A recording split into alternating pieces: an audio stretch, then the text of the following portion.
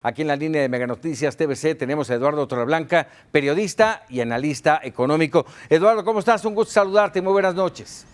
Muy bien, Paco. Igualmente a tus órdenes. Buenas Adelante, noches. Eduardo. Bueno, mira, me parece desde mi punto de vista que no existe aún recesión porque no hay 2 trimestres consecutivos con signo negativo. Se habla de que el INEGI corrigió.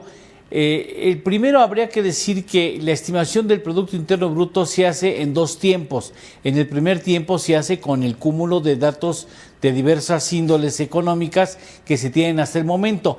Pero entre esa primera información oportuna del PIB y la definitiva transcurre prácticamente un mes, durante el cual siguen surgiendo algunos otros datos que se incorporan a la medición del Producto Interno Bruto y entonces ya se da un dato definitivo. No es que se haya equivocado el INEGI, es que así lleva la metodología. Se vuelve a hacer una segunda estimación que resulta más precisa que la primera. Pero en todo caso, sigo sin entender por qué dicen que hay una recesión cuando finalmente no ha habido 2 trimestres consecutivos comparados al trimestre anterior o comparados a igual trimestre del año anterior que resulten de signo negativo. Eso no le quita gravedad al asunto de que la economía mexicana está prácticamente parada, Paco.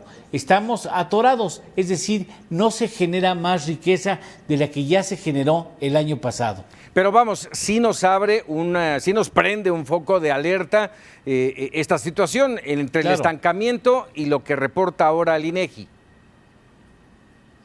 Sí, por supuesto. Habla de la necesidad de aplicar una política pública en materia económica diferente a la que hasta el momento se ha aplicado.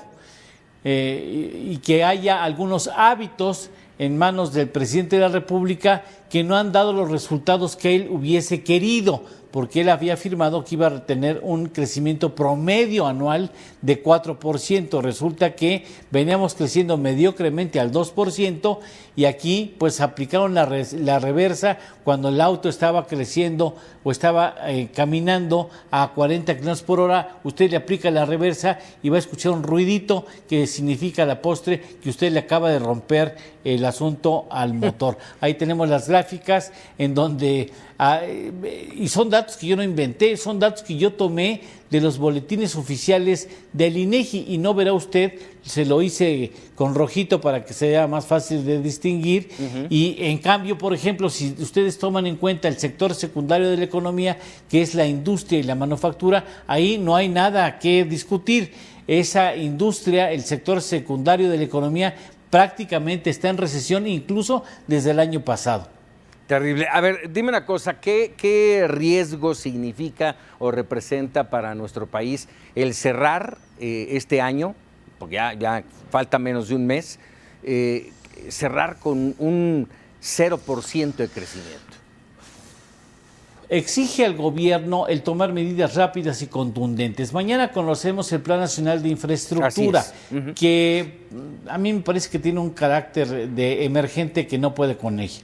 Y ojalá sea contundente, incluyente y veraz entre los inversionistas que tienen que meterle dinero a ese sector y que las cosas se hagan rápida, porque si no lo hacemos así, en este año ya se fue, ¿sí me entiendes? Ya este asunto ya quedó perdido, desde que apareció el primer árbol de la Navidad, ya este país ya no cuenta para el 2019. Sin embargo, tendré que hacerlo de inmediato para el 2020 para que en el primer trimestre del año entrante ya podamos ver esa maquinaria de producción empezar a construir o a comprometerse con obras que son importantes. A ver, nada más para que todos estemos en la misma tesitura, Eduardo, porque muchas veces se hablan de cuestiones técnicas o de nombres muy rimbombantes y terminamos por no entenderlos.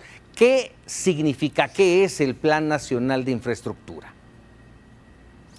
Es una serie de compromisos del gobierno federal para desarrollar y coordinar obras que son importantes para que las regiones logren crecer.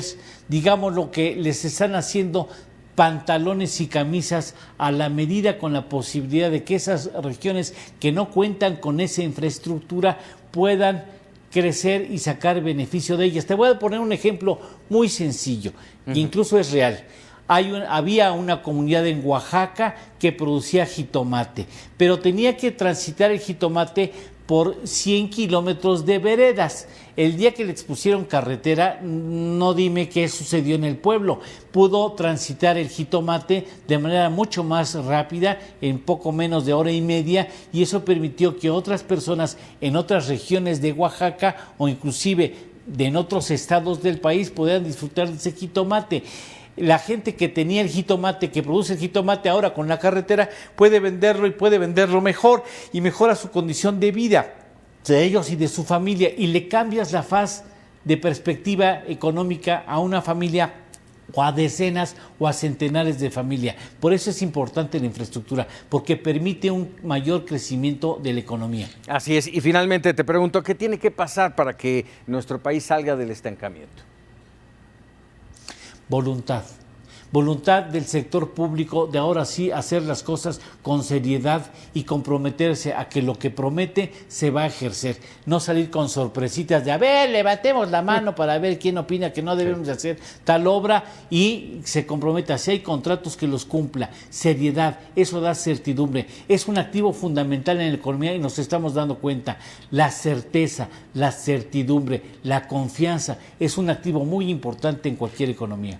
Eduardo Torreblanca, como siempre, un gusto platicar contigo. No me despido porque vamos terminando Mega Noticias TVC con Para Opinar, sí, y ahí platicaremos más de esto. Muchas gracias y muy buenas noches. Con mucho gusto, Paco. Gracias. Buenas noches. Bueno, pues ahí tiene usted ese punto de vista, es importante, sobre todo para entender, porque hoy muchos medios de comunicación titularon que estábamos en recesión técnica. Ya nos dice Eduardo Torreblanca que eso no es cierto. Estamos en estancamiento, no en recesión.